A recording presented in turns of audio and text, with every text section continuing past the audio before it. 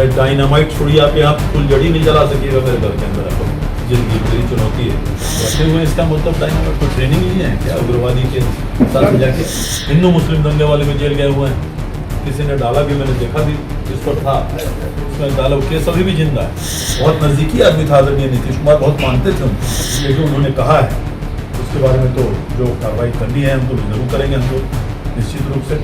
नमस्कार, आप देखना शुरू कर चुके हैं लाइव सिटीज को और मेरा नाम रंजीत है।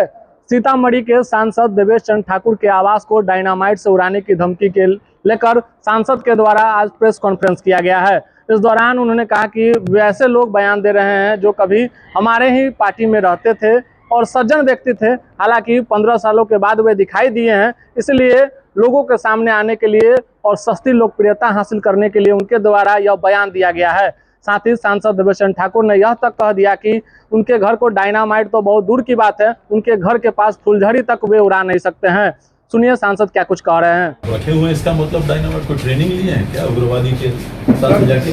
सवाल ये है कि सर, आप देश के सबसे सर्वोच्च सदन के सदस्य हैं, विधान परिषद के सभापति रह चुके हैं, इतने दिनों तक आप तिरहुत स्नातक का प्रतिनिधित्व किए हैं और जिसने ने यह बयान दिया है वो राजद के प्रखंड अध्यक्ष भी नहीं है, तो क्या उनके बयान को उतना तरजीह देना लगता है? आपका कद और उनके कद में तो जमीन आसमान का नहीं। लेकिन आज हम लोग एक जिले में सोशल मीडिया के आप लोग भी लोग हैं, गांव-गांव में बात चली जाती है, गांव-गांव में बात चली जाती है, इसलिए वो तरजीह नहीं दिया जा रहा है। सस्ती लोकप्रियता तरजीह नहीं दिया जा रहा है। बिल्कुल ये सही बात बोल रहे हैं, वही बात ही है। लेकिन जो गांव का बेचारा देहात का आदमी है, जो उतना पढ़ता लिखता नहीं है, उसके पास मेरी ही बात जानी चाहिए कि नहीं? जिसने कभी नहीं सुना होगा, जिसने कभी नहीं देखा होगा, उसके दिमाग में ये बात बैठ जाएगी। ये उसके लिए प्रेस कॉन्फ्रेंस है, ये पढ़े लिखे लोगों के लिए नहीं हो। कोई पढ़ा लिखा आदमी ये विश्वास नहीं कर सकता है, सब उनको ही थू कर रहे हैं सब। लेकिन जब गांव में जाना चाहिए और लोग बोलते हैं कि साहब ऐसी सी बात है, तो बता देना जरूरी है। जीता हूँ तो मेरा वही व्यवहार है कि मैं जब नहीं रहता हूँ, ये सब कभी जातिवाद के चक्कर में नहीं रहता हूँ, तभी सभी लोगों ने, नहीं तो कोई सोचता नहीं था, किसी को विश्वास नहीं था कि देवेश चंद्र ठाकुर सीतामढ़ी से चुनाव जीत सकता है, कभी नहीं। मेरा वही कैरेक्टर है, वही मेरी आदत है, मेरी कार्यशैली है, उसी कार्यशैली ने मुझे जिताने का काम किया है, सबसे बड़ी बात है उसमें। तो इस तरह से घिनौना काम करना कि किसी को आप दोष लगा दीजिए, दोष किसी को कह दीजिए संरक्षक है, किसी को कह दीजिए अरे डायनामाइट छोड़िए, आप यहाँ फुलझड़ी नहीं जला सकिएगा मेरे घर के अंदर। आपको जिंदगी मेरी चुनौती है, फुलझड़ी जला के दिखा दीजिए घर के अंदर। इतनी बड़ी बात आप बोल दी, जुबानी डायनामाइट छोड़ना है तो छोड़ते रहिए, सदैव छोड़िए, कोई दिक्कत नहीं। कल उनके गांव के लोग सारे आए हुए थे, जो लोग ये लोग हैं, उनके गांव के लोग आए थे, कहे कि सर ये तो दंगा के केस में जेल गया हुआ है, वो केस अभी भी जिंदा है उनका। हिंदू मुस्लिम दंगे वाले में जेल गए हुए हैं, किसी ने डाला भी, मैंने देखा भी, किस पर था उसमें डाला, वो केस अभी भी जिंदा है, उसमें है, बताइए ये भी है। और ये लोग ऐसी ऐसी बात कर रहे हैं और ये दूसरों पर दोष लगा रहे हैं, इस तरह की बातें कर रहे हैं। खाली एक जात रह के कोई देश नहीं बनता। ये हिंदुस्तान किसी एक जात का देश नहीं, बिहार किसी एक जात का देश नहीं है। सब कोई मिल के हम लोग यहाँ हिंदू मुस्लिम भाई भाई बोलते हैं, हर कोई एक दूसरे को पहले भारतीय समझने की ज़रूरत है हम लोग को, और तब हम लोग बिहार के हैं और तब अपने समाज के हैं। हम लोग उस थियरी से ज़िंदगी जिए हैं, हमेशा जीते रहेंगे। अब तो हम लोग का समय आ गया, हम लोग का समय आ गया, रिटायरमेंट का समय आ गया। हकीकत यही है, आज तक जो हम पर दोषारोपण नहीं हुआ है, ऐसा दोषारोपण करके इतनी घिनौनी बात करना और इस तरह की बातें करना, तो हम तो चुनौती देते हैं, आ जाए मेरे घर पे आ जाए, जब जहाँ चाहे हम आ जाए, हमको बुलाइए, हम आपके गांव में आ जाते हैं, देखते हैं कौन किसको क्या कर लेता है, कोई दिक्कत नहीं। जब जहाँ कहिए हम लेने को तैयार है, हम लोग नहीं करते हैं। मेरे पास बहुत लोग आते हैं कि साहब फलना पर हमने केस किया है, फोन कर दीजिए, कभी नहीं, हम लोग ये काम किया ही नहीं, आज तक नहीं, कभी आपने सुना भी नहीं। तो ये सुन के मुझे दुख हुआ, और दुख इसलिए ज़्यादा हुआ कि ऐसा आदमी ने बोला जो मुझे जानता है अच्छी तरह। मैंने कहा आपको, ये हम लोग के पार्टी में ही, बल्कि हमसे पुराना सदस्य है इस पार्टी का, जिनका नाम राघवेंद्र है। बहुत नज़दीकी आदमी था आदरणीय नीतीश कुमार, बहुत मानते थे उनको, और हम लोग भी समझते थे कि बहुत पढ़ा लिखा आदमी है, बहुत सूझबूझ वाला आदमी है। लेकिन अचानक वो बीच में गायब हुआ और अभी इसी में सीधे डायनामाइट का ही मैंने चर्चा सुना उसकी जुबान से, तो दुख भी हुआ, आश्चर्य भी हुआ।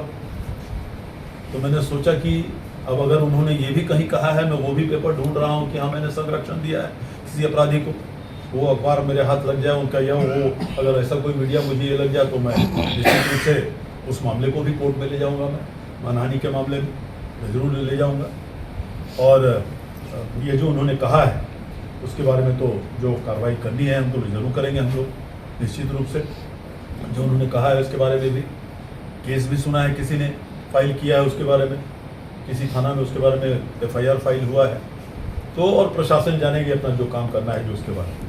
तो इसी के मामले में हम लोग यहाँ आज यही बताने को आपको आए हैं कि साहब हम लोग आज तक इस मामले को तो छोड़िए और हर चीज़ को जात से जोड़ देना।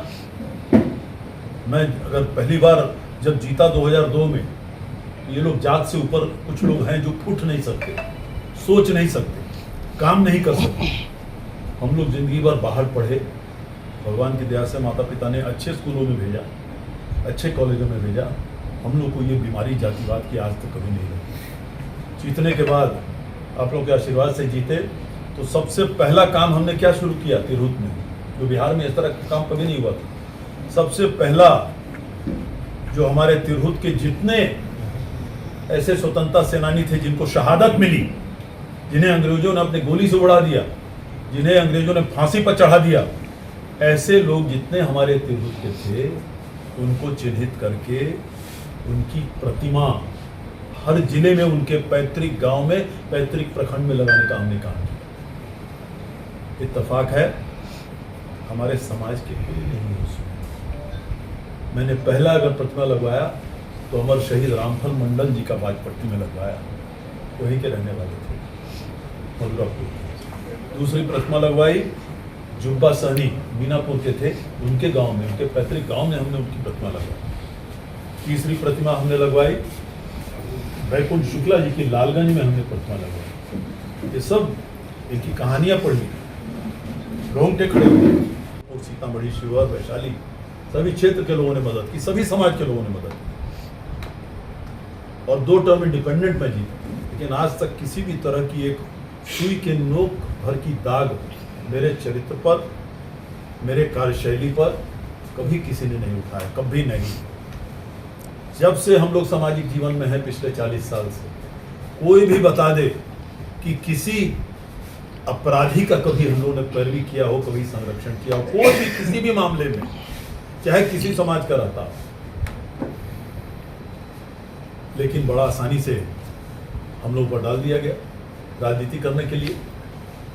लेकिन हमने जिंदगी में एक बात सीखी है कि सच्चाई में बहुत ताकत होती है और सच्चाई को आप ज़्यादा दिन तक छुपा नहीं सकते, और झूठ को बहुत जल्दी आप ज़्यादा दिन तक उसको टिका भी नहीं सकते।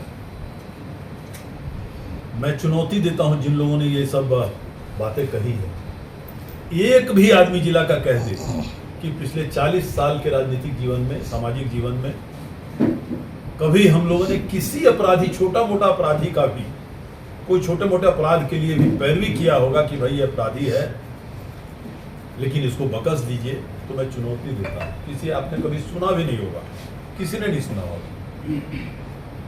जिसको समझते हैं कि निर्दोष है, लोग आते ही रहते हैं, रोज आते हैं, 100, 200, 300, 400 आदमी आते हैं। जब कन्विंस होते हैं कि हाँ साहब ये मदद करने लायक आदमी है, तो जरूर हम लोग पुलिस से बात करते हैं। लेकिन कोई भी जो पुलिस अफसर रहा हो इस 40 साल में, किसी भी स्तर का, चाहे दरोगा रहा हो, चाहे SP रहे हो, चाहे क्षेत्रीय IG रहे, कोई भी अगर बता दे कि हाँ देवेश चंद्र ठाकुर ने कभी फोन किया कि फलना अपराधी को छोड़ दीजिए, फलना केस में अपराधी का नाम आ गया है उसको छोड़ दीजिए, फलना केस में फलना आदमी का नाम आ गया है उसको छोड़ दीजिए या उसको मदद कर दीजिए, तो जिस दिन वो कहेंगे, अगर कोई भी ये बात कह दे, उसी दिन मैं अपना इस्तीफा देने को तैयार हूँ, उसी दिन, उसी वक्त। आज तक कभी वो काम नहीं किया, क्योंकि राजनीति में रहते हुए कोई नैतिकता को हम लोगों ने छोड़ने का काम नहीं किया है। कोई नहीं कह सकता किसी भी तरह का। ये तो बहुत बड़ी बात है किसी भी तरह का अनैतिक काम हम लोगों ने नहीं किया। सर, लोकसभा चुनाव आप लड़े उस समय ही अगरा पिछड़ा की राजनीति की गई, अभी फिर जिला में हत्या हुआ है उसमें भी अगरा पिछड़ा, क्या सवर्ण सांसद को लोग पचा नहीं पा रहे हैं? मैं ऐसा नहीं कहूँगा, मुझे तो सब पचा रहे हैं, मुझे तो कोई दिक्कत नहीं हो रहा। मुझे कहाँ कोई आदमी तकलीफ दे रहा है, कोई तकलीफ नहीं दे रहा है। जातीय उन्माद फैलाने की भी कोशिश हो रही है जिले में। ये क्षणिक बातें हैं, कहाँ फैली जाती उन्माद?